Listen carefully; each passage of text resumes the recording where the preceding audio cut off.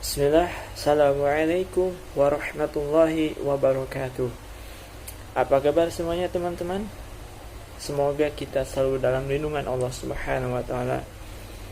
Yang terhormat kepada dosen pengampu mata kuliah metodologi penelitian Bapak Dr. Andes Haji Yaya Suryana MAG dan Bapak Muhsana Nur MA.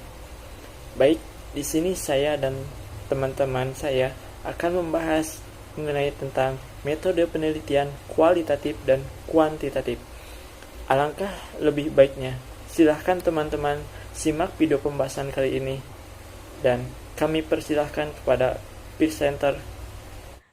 Baik, yang pertama kita akan membahas tentang pengertian dari penelitian kualitatif.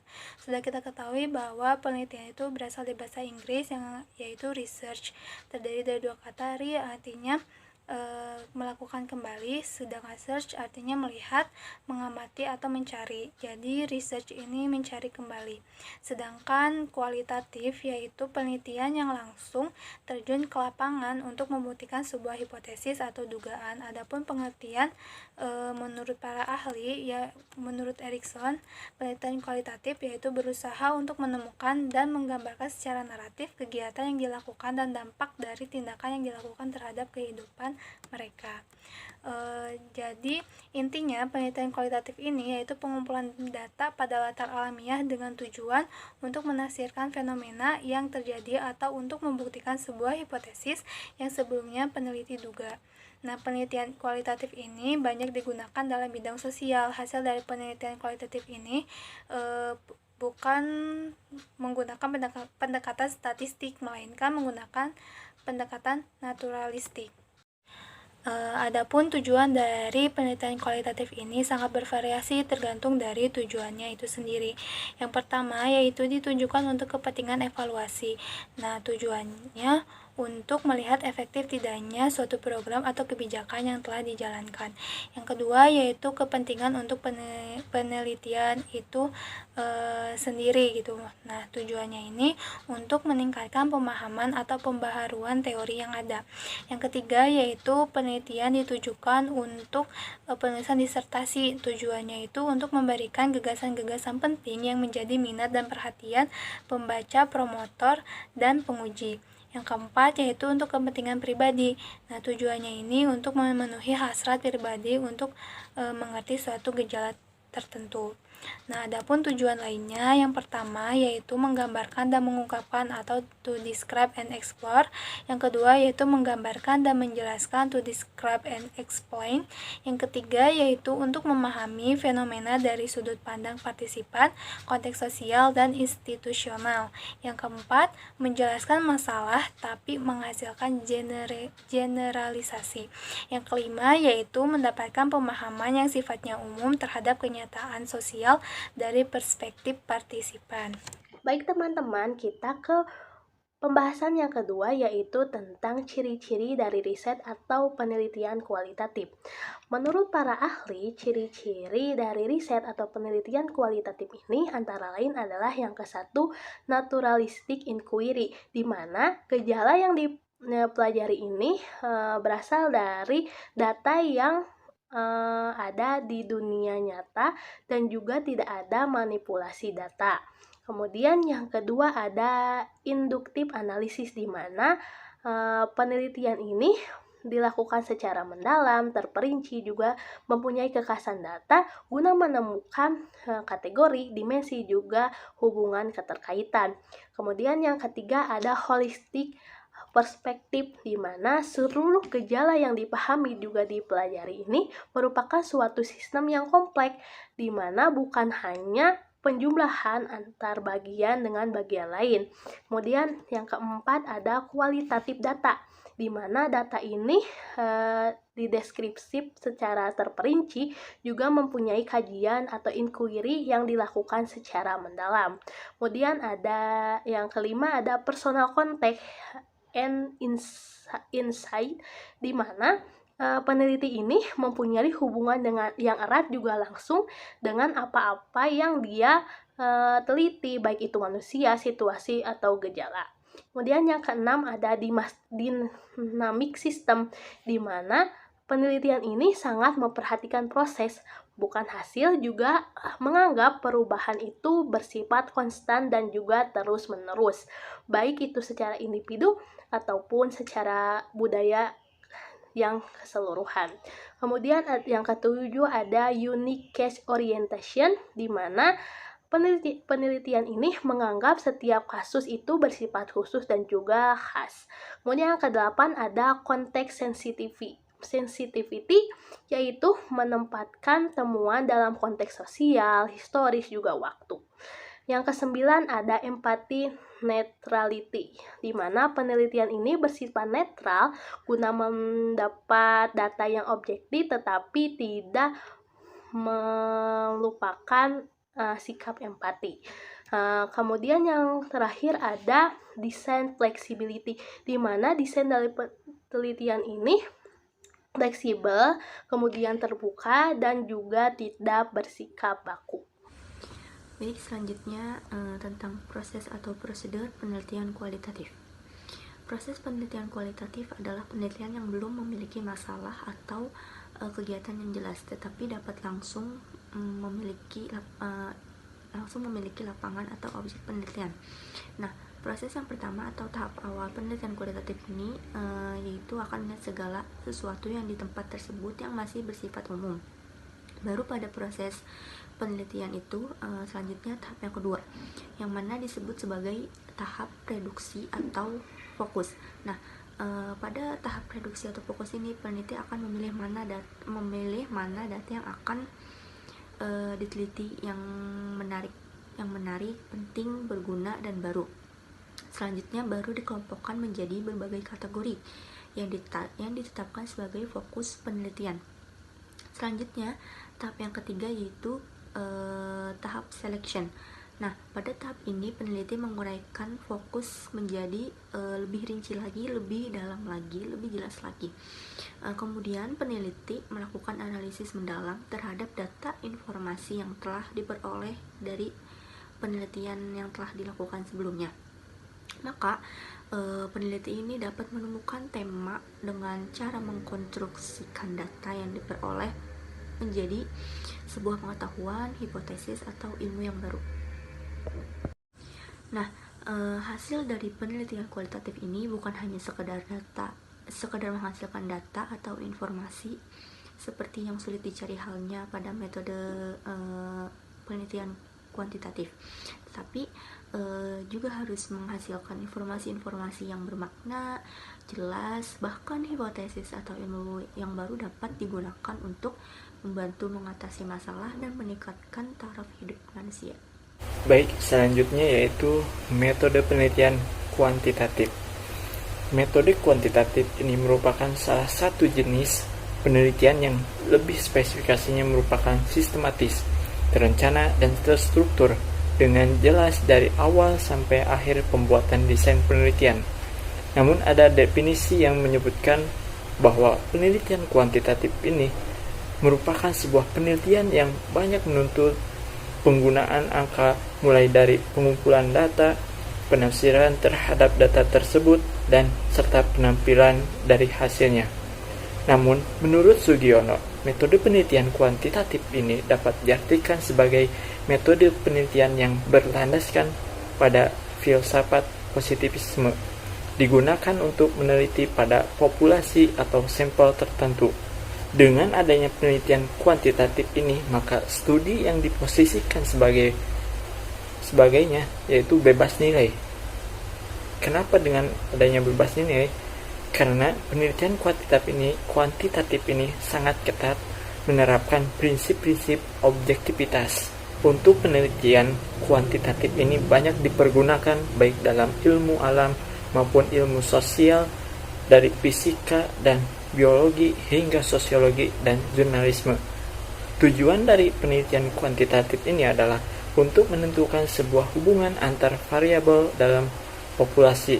Ada beberapa tujuan antara penelitian deskriptif dengan eksperimental.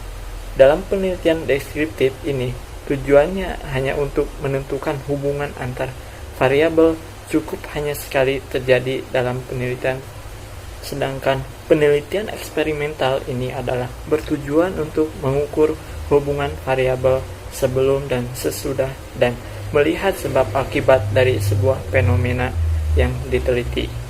Nah, kita juga harus mengetahui mengenai karakteristik atau ciri-ciri dari pendekatan penelitian kuantitatif agar mudah untuk kita kenali.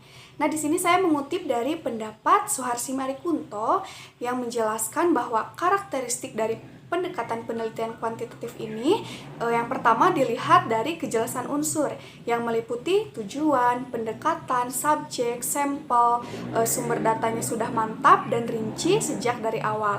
Lalu yang kedua dilihat dari langkah-langkah penelitian yang mana segala sesuatunya itu telah direncanakan sampai matang ketika persiapannya itu disusun. Lalu yang ketiga adanya hipotesis jika memang itu diperlukan. Lalu yang keempat dilihat dari segi desain yang mana dalam desainnya ini jelas langkah-langkah penelitiannya dan hasil yang akan diharapkannya. Lalu yang kelima dilihat dari segi pengumpulan data yang mana kegiatan dalam pengumpulan datanya ini memungkinkan untuk diwakilkan. Lalu yang terakhir dilihat dari segi analisis data yang mana dilakukan setelah semua datanya itu terkumpul.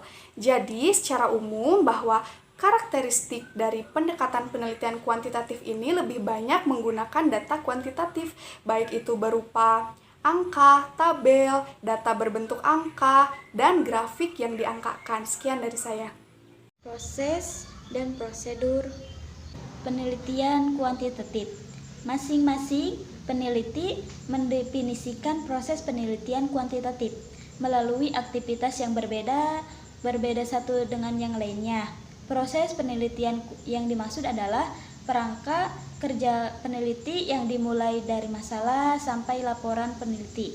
Walaupun pada dasarnya ada berbeda dengan prinsip, maka substansi penelitian kuantitatif terdiri dari aktivitas yang berurutan sebagai berikut. Yang pertama, mengeksplorasikan dan penentuan masalah yang akan diteliti. Yang kedua, mendesain model penelitian dan parameter penelitian. Yang ketiga, mendesain instrumen pengumpulan data penelitian. Yang keempat, melakukan pengumpulan penelitian. Yang kelima, mengolah dan analisis penelitian. Yang keenam, mendesain laporan hasil penelitian. Penelitian kuantitatif dimulai dengan kegiatan menjaka permasalahan yang akan dijadikan proses penelitian. Kemudian, peneliti mendefinisikan serta memformulasikan masalah penelitian dengan jelas dan sehingga mudah dimengerti. Setelah penelitian diformulasikan, maka desain rancangan penelitian yaitu desain model penelitian. Desain inilah yang dinanti menentukan proses penelitian secara dari awal penelitian sampai akhir. Agar penelitian dapat melakukan pengumpulan data penelitian yang sesuai dengan penelitian, maka perlu desain instrumen pengumpulan penelitian yang sesungguhnya merupakan perangkat merekam data penelitian di lapangan. Alat ini digunakan dengan peneliti untuk menghimpun data di lapangan sesuai dengan instrumen.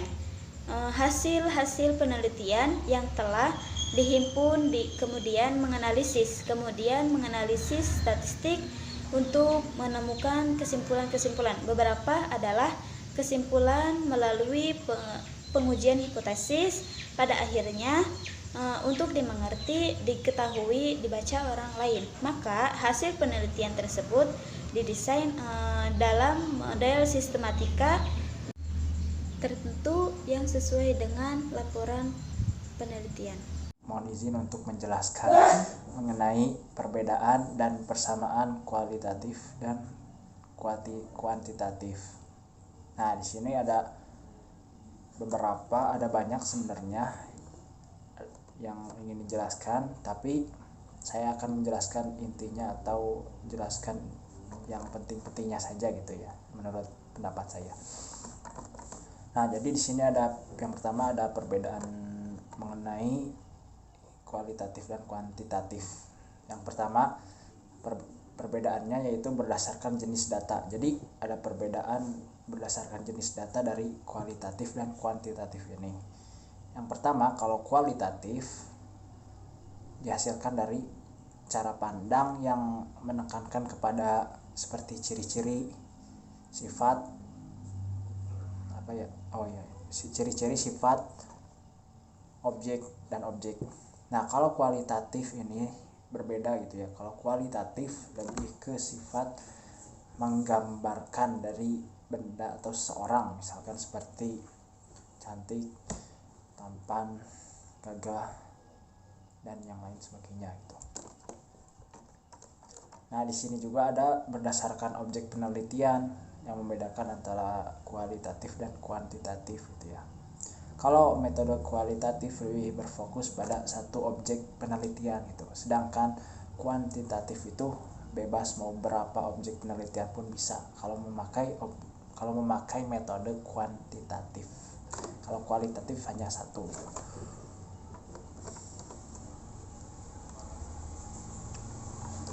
Nah, di sini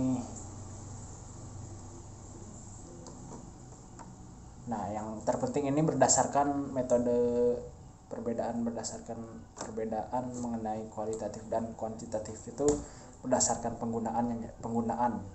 Kalau metode kuantitatif digunakan, yang pertama nih ya, saya bacain. 1. Bila masalah yang merupakan titik tolak penelitian sudah jelas. Kalau digunakan jadi bila masalah yang merupakan titik tolak penelitiannya sudah jelas. Jadi kalau ada masalah, kalau ada titiknya yang sudah jelas titik tolak penelitiannya, baru bisa menggunakan metode kuantitatif. Yang kedua, bila peneliti ingin mendapatkan informasi yang luas dari suatu populasi. Yang ketiga, bila ingin diketahui pengaruh atau perlakuan atau treatment tertentu terhadap yang lain. Yang keempat, bila peneliti bermaksud menguji hipotesis penelitian, bisa menggunakan metode kuantitatif. Yang kelima, bila peneliti ingin mendapatkan data yang akurat berdasarkan fenomena yang empiris dan dapat diukur. Yang terakhir, bila ingin menggunakan metode kualitatif, hendaknya menguji terhadap adanya keraguan-raguan tentang validitas pengetahuan, teori, atau produk tertentu. Nah, sekarang metode kuantitatif yang sekarang metode kualitatif digunakan apabila 1. Bila masalah penelitiannya belum jelas, maka bisa digunakan metode kualitatif. Kalau misalnya masalah dalam penelitian belum jelas, pakai metode ini gitu. Yang kedua, untuk memahami makna di balik data yang tampak. Jadi kalau misalnya data udah tampak, kalau misalnya belum paham, maka pahami dengan metode kualitatif. Yang ketiga, untuk memahami interaksi sosial. Yang keempat, memahami perasaan orang. Oh, ternyata perasaan orang bisa menggunakan metode kualitatif gitu ya, baru tahu sih. Yang kelima, untuk mengembangkan teori. Yang keenam, untuk memastikan kebenaran data. Kalau misalnya ingin tahu kebenaran data tersebut, maka bisa digunakan metode kualitatif. Dan yang terakhir, yang ketujuh, meneliti sejarah perkembangan. Nah, itu jadi perbedaan mengenai metode kualitatif dan kuantitatif. Nah, sekarang saya akan membahas mengenai persamaan metode kualitatif dan kuantitatif. Nih persamaannya, ada 7 poin. Saya akan bacakan. 1. Merupakan sebuah metode yang digunakan dalam penelitian untuk memecahkan sebuah masalah. Jadi metode kualitatif dan metode kuantitatif ini bisa dipakai untuk memecahkan sebuah masalah gitu. 2. Memiliki objek dan subjek. Yang ketiga, memiliki variabel. Variabel itu jadi suatu objek dalam penelitian gitu ya. Kalau nanti di skripsi mungkin ada variabel-variabel yang harus digunakan, kayak membuat judul atau itu harus menggunakan variabel. Yang keempat, menerapkan metode pengumpulan data yang sistematis dan terbuka hingga bisa dinilai pihak lain. Yang kelima, melibatkan inferensi. Inferensi itu jadi simpulan detail pengamatan empiris ke suatu simpulan yang umum. Jadi simpulan yang udah detail bisa diubah menjadi kesimpulan yang umum gitu. Yang keenam, membandingkan data, mencari kesamaan dan perbedaan untuk menemukan pola tertentu pada data. Dan yang terakhir, menggunakan prosedur untuk menghindari kesalahan analisis dan penarikan inferensi. Tadi inferensi itu apa? Kesimpulan. Baik, mungkin cukup sekian, kurang dan lebihnya mohon maaf. Apabila ada kekurangan, mohon dimaafkan. Silahkan bagi teman-teman ada yang mau ditanyakan atau ditambahkan, silahkan didiskusikan di LMS. Terima kasih. Wabillahi taufiq wal hidayah. Wassalamualaikum warahmatullahi wabarakatuh.